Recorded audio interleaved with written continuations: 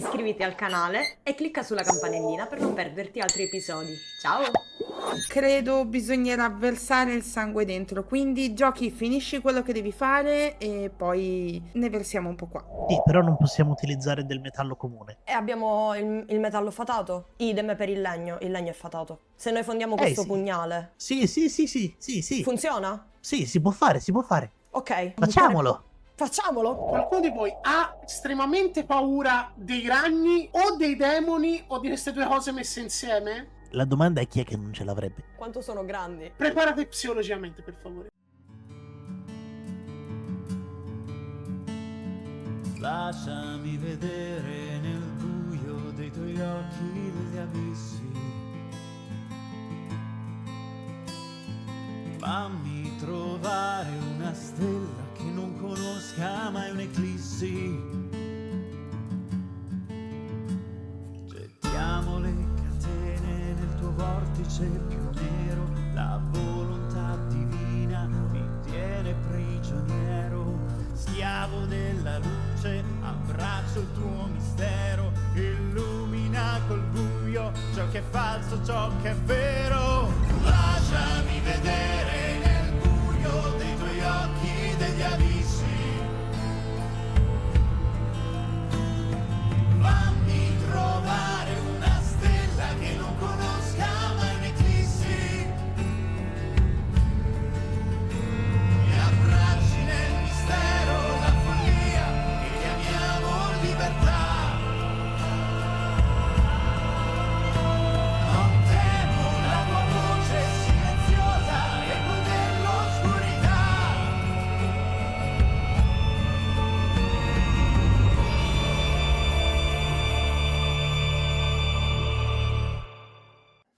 Ci troviamo in questo momento in un luogo indefinito, un luogo dove probabilmente la luce non esiste più. È come se tutto fosse coperto da un filtro in bianco e nero e il cielo è coperto da delle nubi che non permettono più di vedere quello che è il sole. Nel cielo di questo luogo un enorme serpente, la quale non si riesce a vedere né l'inizio né la fine, crea uno spettacolo completamente fuori dal comune. Un uomo ci mostra sul palmo della sua mano alcuni frammenti di un vetro verde che stranamente si illuminano ed emanano una luce particolare che fa da contrasto a questo bianco e nero tutto intorno. Chiude il pugno e scende per una scalinata. I suoi vestiti sono rovinati e logori, come di qualcuno che ne ha vissute veramente tante nella sua vita. Si ferma di fronte a un muro e, facendo alcuni gesti, improvvisamente si apre un portale. Ma questo è un altro racconto. Sono passate più o meno 48 ore da quando avete aperto il canale di comunicazione tra voi alla forgia. Lì sono state create armi e armature per coloro che dovranno combattere con voi. La manifattura dei due Gar è impressionante. I Drow si allenano, sono già nati come combattenti e cresciuti come tali, ma si stanno allenando per affrontare qualcosa che è più forte di loro. Siete nella sala da guerra, quel luogo dove c'è appunto la mappa di Mezzo Beranzan. State pensando ad eventuali modi per entrare all'interno della casa della matrona, ma sembrano tutti modi inefficaci. Probabilmente l'unico modo che è rimasto è quello dall'entrata principale, ma dall'altra parte vi aspetta qualcosa fuori dal comune, qualcosa di inaspettato da parte di tutti i Drow che hanno vissuto la loro vita all'interno di quel luogo. Mentre siete raggruppati di fronte alla mappa di Mezzo Beranzan, entra Dorgar spalancando la porta. Allora, siamo pronti? Bella domanda. I miei due Gar sono preparati e pronti al combattimento e dato che ci avete detto di non far del male alla cacciatrice, abbiamo creato una balista con una rete metallica per tenerla buona. Sarà fastidiosa, ma sicuramente non la porterà a morire, ma se la teniamo ferma e non sbagliamo il colpo, possiamo farcela. Non vorrei essere petulante, ma se non dovesse andare, qual è l'eventualità che avete considerato? O che ci apre in due lei o che dobbiamo trovare un'altra soluzione. Ok. Archie, non essere pessimista. Ovviamente andrà tutto a gonfie vele. Vedi la faccia di Daga che è così. Voglio essere positivo. I Drow si stanno allenando al combattimento, alla fine la maggior parte di loro sono schiavi, alcuni erano pronti al combattimento, altri no, ma non abbiamo altra speranza. Abbiamo provato a mandare qualche pattuglia a Mezzo Beranzan, ma nessuno ha fatto ritorno. Non mandate altri uomini. Oh no, nessuno è più volontario per volerci andare. Dorgar, quanta birra abbiamo ancora? Oh, un po'. Ne abbiamo a sufficienza per l'ultimo brindisi? Sì, quello sì. Tutti gli uomini devono avere una birra in mano stasera. Ok, dimenticavo. Un attimo esce. Poi sentite che tira un baule, lo apre. Allora. Prima prende uno scudo metallico, si avvicina ad Archibald.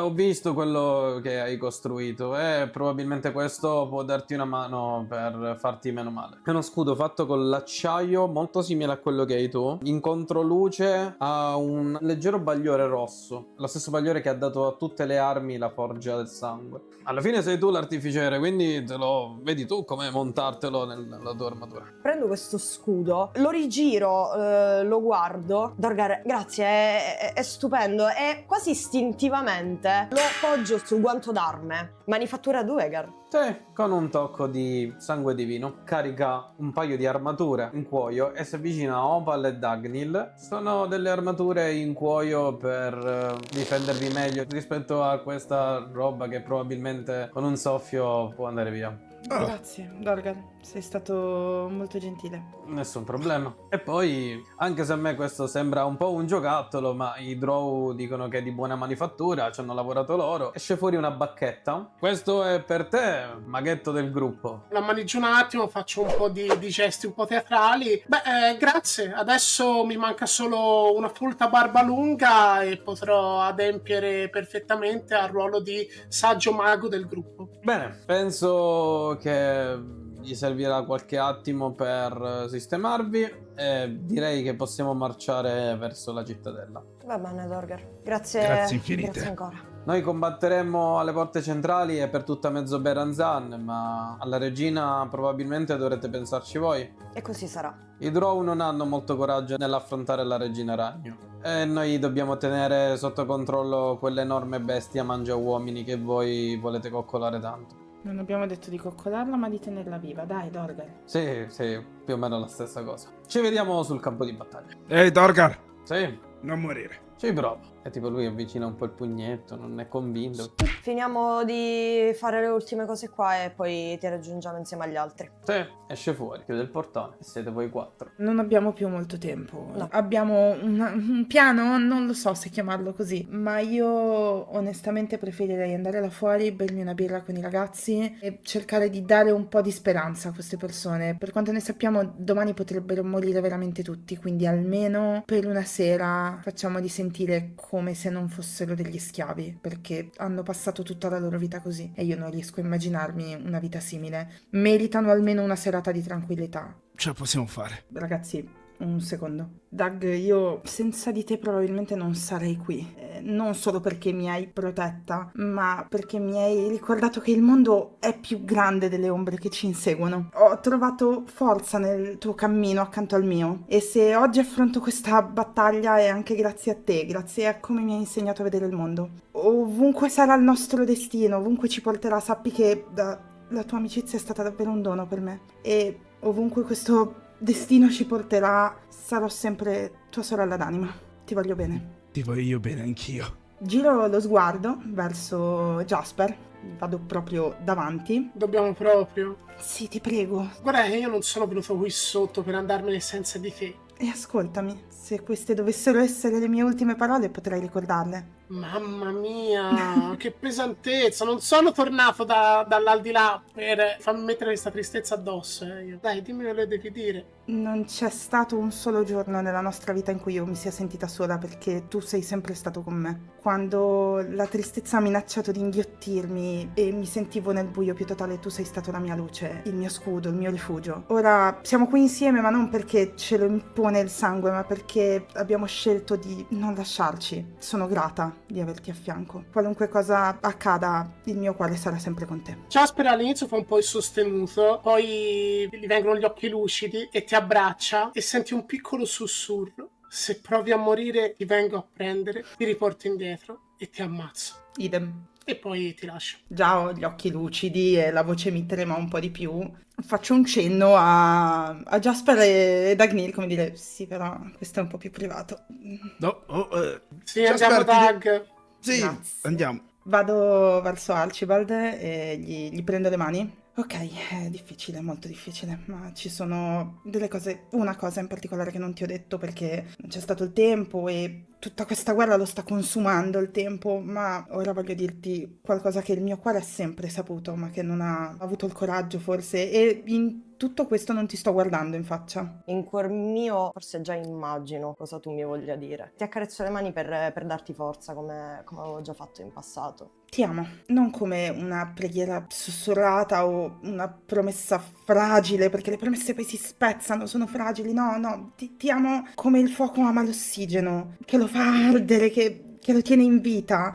Sei stato il mio respiro quando l'oscurità ha minacciato di soffocarmi e sei stato la mia speranza, Archibald. Io non so se domani saremo insieme e potremo stringerci ancora, ma se mi sarà concesso ancora di vivere, di respirare, se domani potrò aprire gli occhi, allora tornerò da te perché sei casa mia. Ok tesoro, però prendi aria, ci sarà un domani, però se dovesse andare male. Io voglio che tu sappi che per me tutto questo ne è valsa la pena, ne è valsa ogni lacrima, ne è valsa ogni tormento e l'attesa e la distanza. Per me vale letteralmente tutto. Magari lì fuori c'è chi sceglie qualcuno perché non può avere altro. Io ho scelto te perché invece non volevo avere altro. Sei e sarai per sempre la mia prima scelta. E questa cosa l'ho intuita dal primo momento in cui ci siamo visti, quando ti ho visto capace di ascoltare i miei silenzi e non solo le banali parole che tutti alla fine possono sentire. Sei riuscita a capire ogni pensiero, anche quando dalle mie labbra non usciva nulla. Alla fine mi sono accorto che la mia intuizione non era così sbagliata. Quando ti ho conosciuta inizialmente avevo paura che tu mi piacessi, poi hai iniziato a piacermi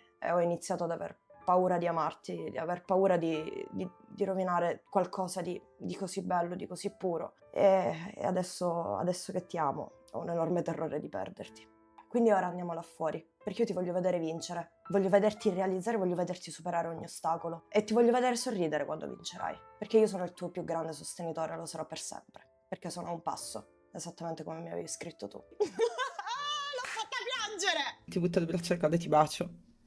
Quindi raggiungiamo Doug e Jasper. Ci sono tutti i draw in ordine e con un boccale di birra in mano, alcuni Duergar che sono lì, che stanno sistemando, ma che poi vengono ripresi, prendono anche loro un boccale di birra in mano, quasi come un lampo di luce. Cinderella è lì in fondo a tutti quanti, lo vedete proprio spuntare, che sta discutendo con un paio di persone. Cerco qualcuno per farmi avere una birra. Appena vi avvicinate comunque ci sono alcuni Duergar che vi imbracciano una birra. Perfetto. Oh, grazie. Guerrieri!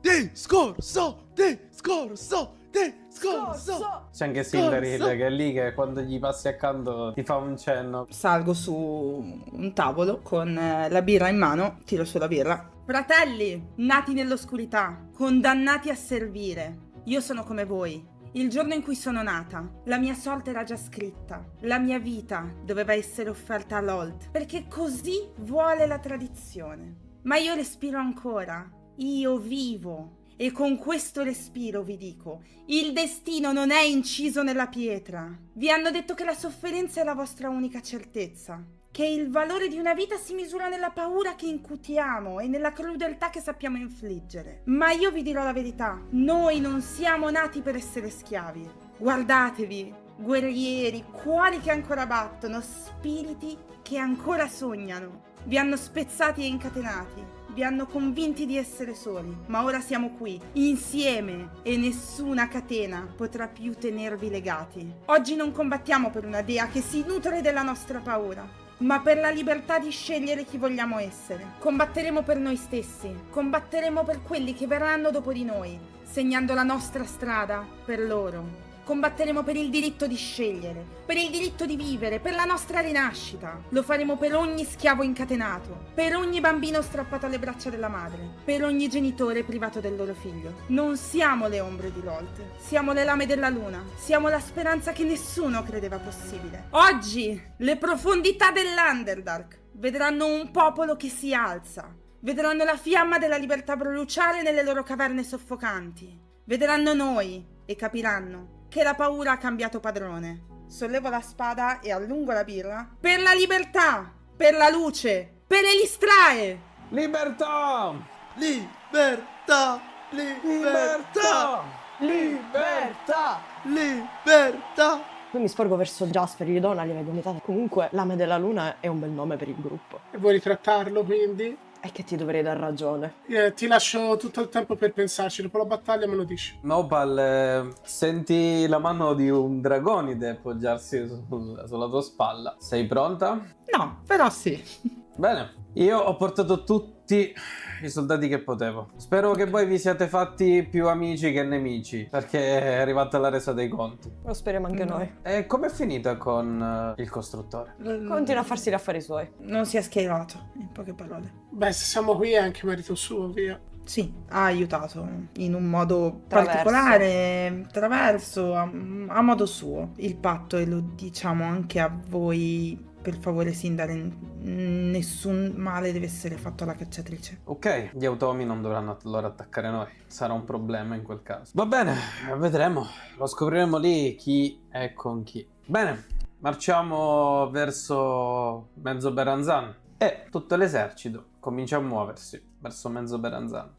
Ciao, ti ruberò soltanto qualche secondo. Circa il 40% di persone che guarda i nostri video non è iscritta al canale e registrare e editare video richiede parecchio impegno. Di conseguenza, se vi piacciono i nostri contenuti e se volete che magari ne portiamo di altri, potete sostenerci al modico prezzo di un mi piace. Iscrivetevi al canale per non perdere nuovi contenuti e nuovi video. A voi non costa nulla, ma per noi vale veramente veramente tanto. Quindi grazie. Ora ti lascio di nuovo il video.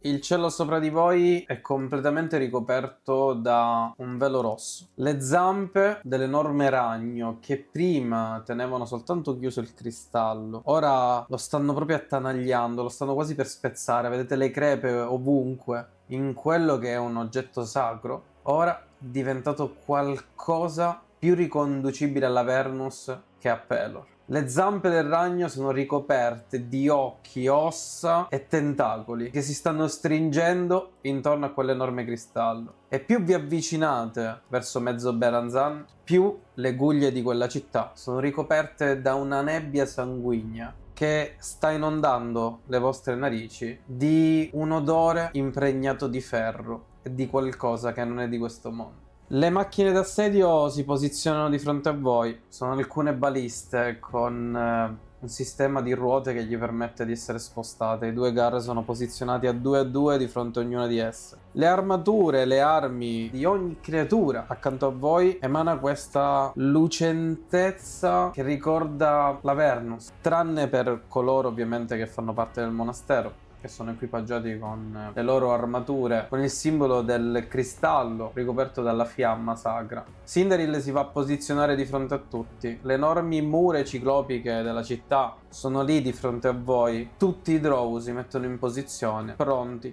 alla battaglia. Una tra le torri, come se fosse ricolma di spine e lame, torreggia su tutta Mezzo Beranzan. Capite che quello è il palazzo della regina. E in cima a quel palazzo si aprono due enormi ali demoniache. La cacciatrice è lì, pronta ad unirsi al campo di battaglia. Dalle mura, come delle marionette più che soldati, appaiono delle figure. Quelle che prima vi sembravano le sorelle che accompagnavano Leuca al campo di battaglia, ora hanno un qualcosa che non fa più parte dell'Underdark, qualcosa di più in profondità. I loro visi sono coperti con delle maschere d'oro. Quelle creature sono lì, che vi osservano, aspettano un comando, un cenno. La cacciatrice è anche lei, in cima a quella torre che aspetta solo un vostro passo. Tra le vostre fila, nella parte centrale, una sorpresa di Dorgar. Un cannone portatile si muove tra di voi, posizionandosi proprio di fronte alla porta. Servirà per aprire la strada e cominciare la battaglia. Dorgar carica l'arma, tutti sono pronti, un silenzio precede la tempesta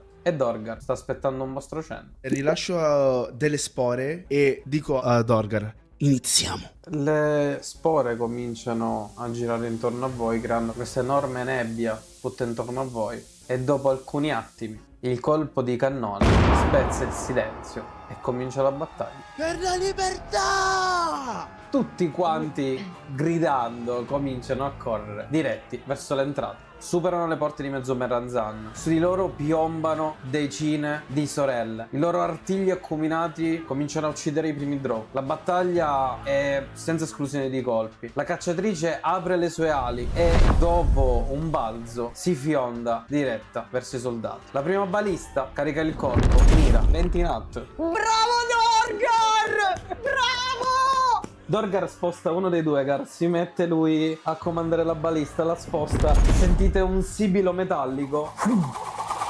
La rete si apre e la cacciatrice rimane imbrigliata all'interno delle catene, cade, si schianta sull'esercito, inseguita da un grido che echeggia per tutta Mezzoberranzan. Vi muovete tra le ombre all'interno di Mezzoberranzan. La regina dei ragni non ha lasciato le strade secondarie senza il controllo delle sorelle. Sentite il ferragliare delle loro zampe tra i muri dei palazzi, come se stessero aspettando a tutti gli effetti qualcuno. Mentre avanzate, la nube di spore continua a coprire i vostri passi. Mentre camminate, vi passa a fianco una ronda. Due sorelle poggiate sui muri come dei ragni che aspettano le proprie prede. Un angolo mi fermo, faccio gesto del silenzio e poi inizio a indicare per continuare, indicando la posizione delle sorelle. Sentite dei rumori metallici, come se delle lame stessero combattendo. Non dovrebbe accadere in queste vie, il vostro esercito dovrebbe stare principalmente all'entrata o comunque nelle vie principali. Quando guardate, c'è un automa che ha un braccio trasformato in una lama che trapassa da parte a parte una delle sorelle e la estrae. Un gruppo di automi si unisce a quello che ha appena ucciso le sorelle e si disperdono camminando tra i tetti, cercando di fermare le varie ronde. C'è uno scambio di sguardi, penso, tra tutti noi, del Sì, tipo... sì, tipo...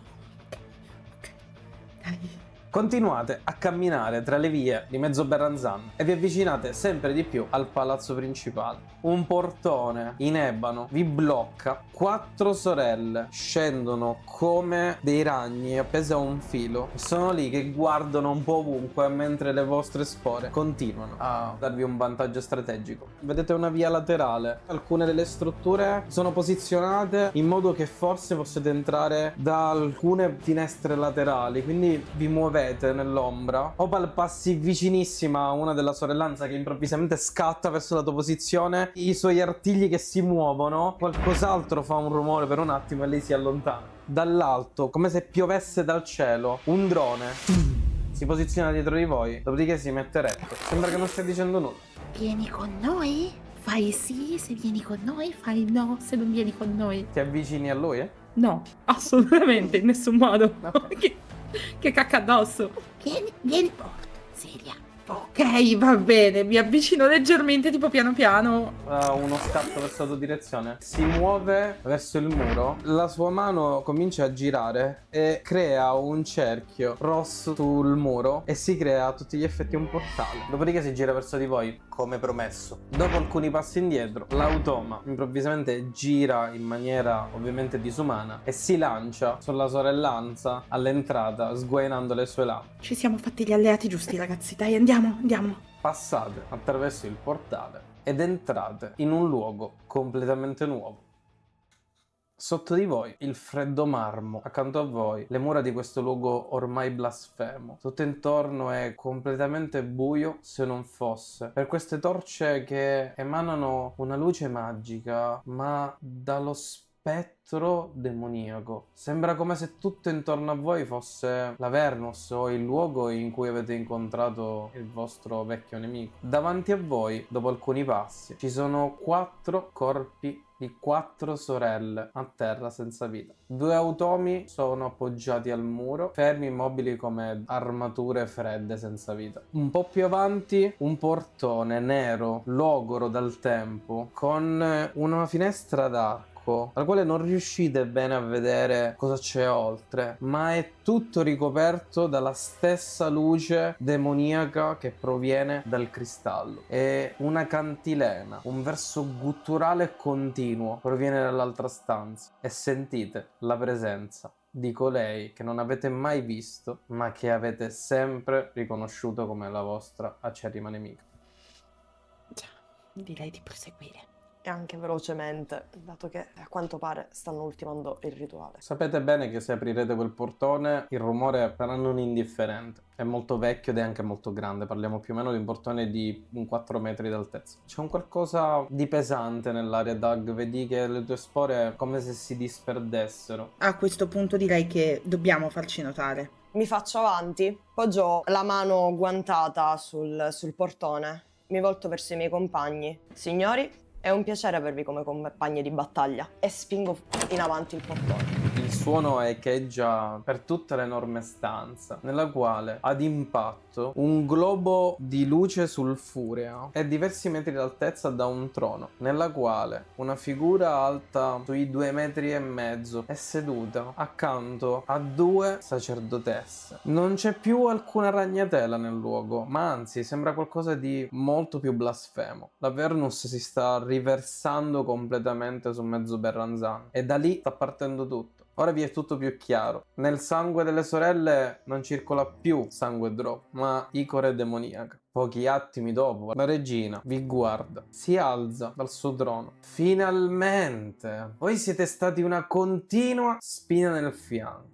Fin da quando siete proprio nati per quanto riguarda alcuni di voi. Io sono stata seduta per tantissimo tempo su questo trono. Ho sentito il cuore delle mie figlie battere. Ho sentito ogni respiro dentro mezzo Berranzan. Ma ho capito una cosa. Ho capito che non c'è suono, nota più bella di un'anima pura che si piega alla bellezza dell'oscurità. Voi vi ponete come salvatori, come spiriti indomiti e giudici della vita di coloro che per voi sono i malvagi. Ma la verità è una sola, che io, rispetto a voi, ho il coraggio di farmi peso delle responsabilità di questo mondo, che non vuole fare altro che ribaltare lo status quo. Ora voi canterete, suonerete in questa battaglia che avverrà in questo luogo e io danzerò insieme a voi, danzerò insieme alla vostra sconfitta e alla vostra miseria. Io oggi divento Dio e voi non sarete altro che un ricordo e una pozzanghera su cui giocare come fa una bambina col vostro sangue. Mi divertirò a schiacciare ognuno di voi. Su, fatemi vedere cosa sapete fare. Fa alcuni passi diretti verso di voi.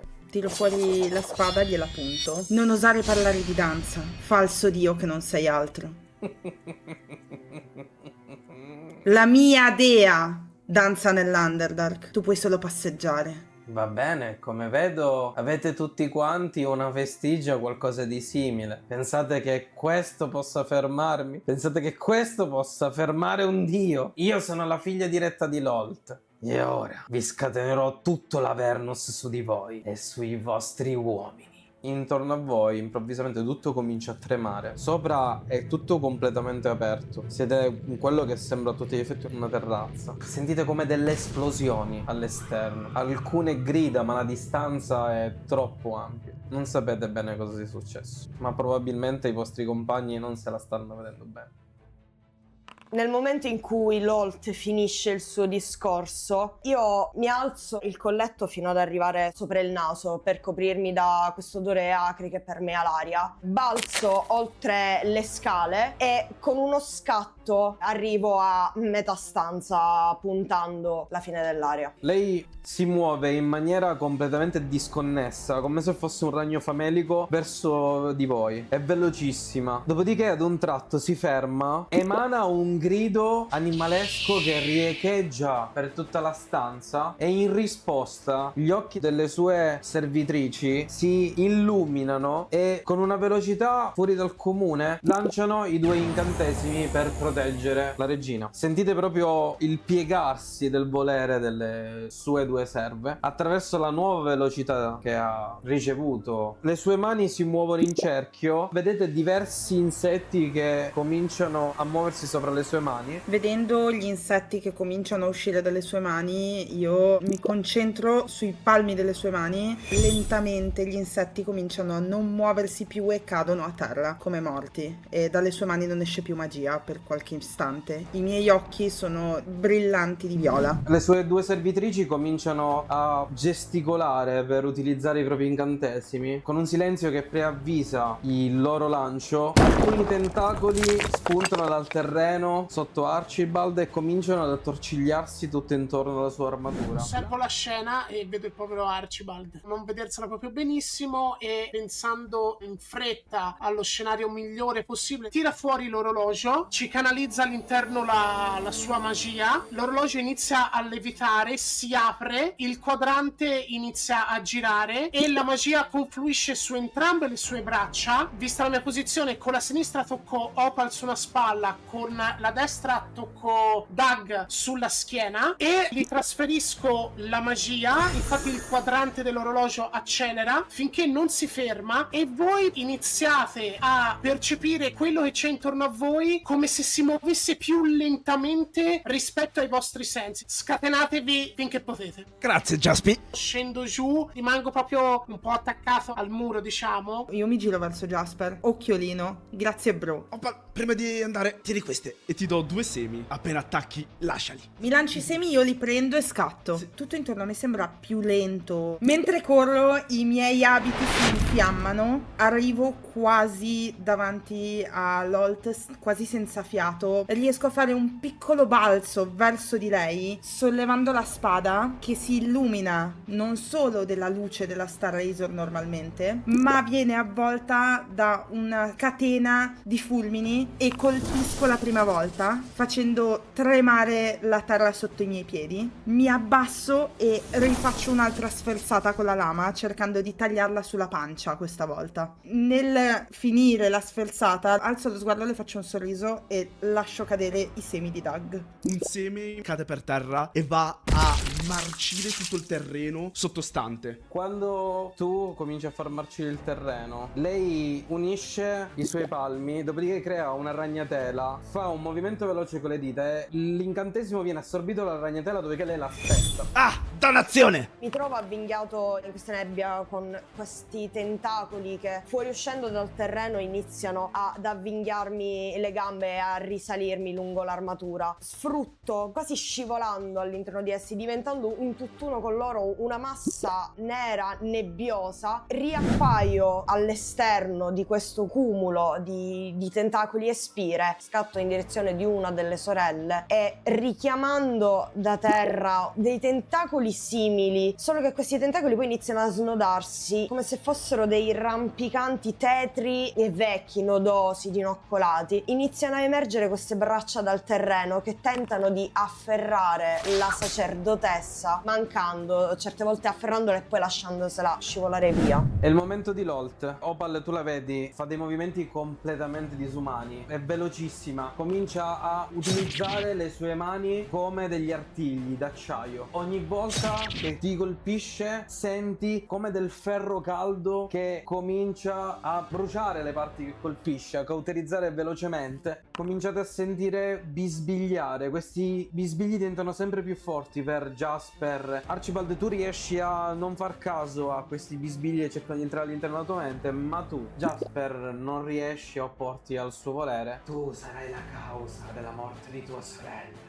La servitrice di fronte a Archibald cerca di colpirlo utilizzando le sue zampe che appaiono sulla sua schiena come degli artigli ferrati. Si infrangono contro l'armatura di Archibald. L'altra muove le sue mani, dopodiché quando le riunisce crea una sfera di fuoco e la lancia verso Jasper e Dagnil, e quando la sfera si avvicina a loro si ingrandisce creando una deflagrazione intorno a voi. Le fiamme vi avvolgono. Mi ero un attimo lanciata all'indietro per attutire il danno che mi aveva fatto. Alzo lo sguardo, i miei occhi sono fiammanti, rigiro la spada e do la prima sforzata che non riesce a colpirla, rigiro di nuovo la spada e faccio 3 affondi secchi velocissimi sui muscoli delle cosce per cercare di atterrarla in qualche modo. Le tue sferzate vengono accompagnate dai viticci che fuoriescono al terreno, che cercano di bloccare le braccia di Lolt per renderla inerme a ogni tuo attacco. Lolt, con una flessione dei suoi muscoli, allontana tutti i viticci e continua ovviamente la battaglia contro di voi. Doug, senti la mano di Jasper che si appoggia sul tuo braccio e ti sposta leggermente e a grandi falcate avanza verso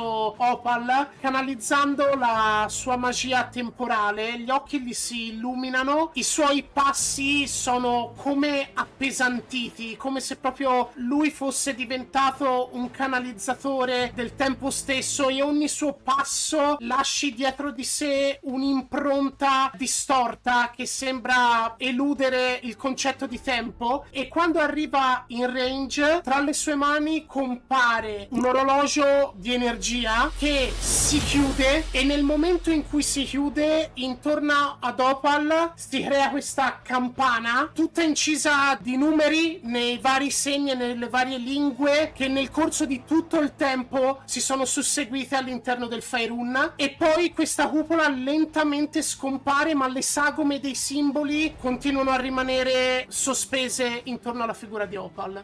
La mano diventa di fuoco. Prendi questo! E lancio questo piccolo fuoco che gli passa accanto e esplode dietro di lei. Cioè, se io salto e mentre do il pugno, ho qualche vantaggio? No, è solo figo. Va bene, solo figo.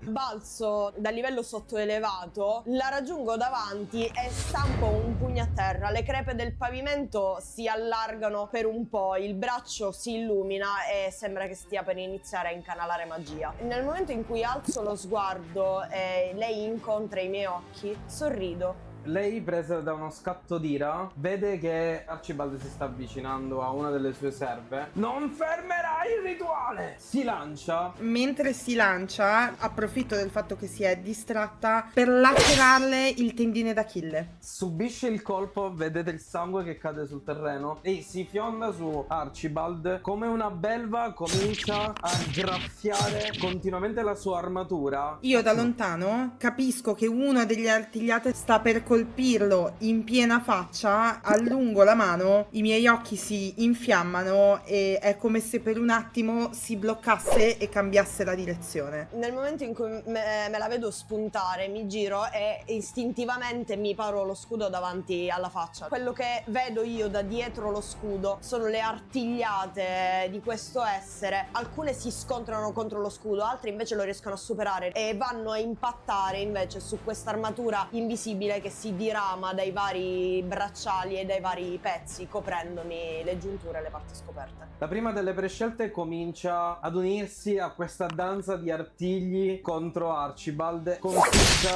i suoi artigli sulla schiena, che riescono a trovare alcune giunture vuote. Senti il calore del veleno infuocato che sta cominciando a entrare dentro di te. L'altra unisce le mani, di nuovo crea una palla di fuoco, la fa roteare e la lancia verso Dagnil e Jasper. Dagnil, tu attraverso la tua velocità riesci a prendere quel momento per scomparire e riapparire, mentre Jasper viene investito dalle fiamme. Quando le fiamme si alzano, Jasper è a terra. Jasper! Mi giro un attimo verso Doug con una voce profonda, gutturale. Curatelo! Scatto, sparisco per un secondo dalla visione di chiunque e riappaio accanto a Archibald. Appena riappaio, scatto in avanti e colpisco di nuovo alle gambe la matrona. Delle fiamme verdi avvolgono la lama e sbattendo contro la pelle della matrona è come se divampassero addosso a lei, e il secondo invece cerco di dilaniare la sua carne. Vedete Jasper che è come se stesse flickerando sul posto. C'è qualcosa nella sua vestigia che sta cercando di ritirarlo su. Ti prendo, ti do uno schiaffo forte. Non ti lascerò di nuovo. Dagnil, quando tu curi Jasper, improvvisamente si alza un attimo al terreno e poi la sua vestigia lo fa tornare indietro nel tempo e improvvisamente flickera e ritorna sulla posizione in cui era prima di essere distrutto dalla palla di fuoco. Jasper, tutto ok? Sì, apparentemente sì, ma dov'è il fuoco? Fa niente, in questo momento non lo capisco neanch'io. Dalla mano esce la vestigia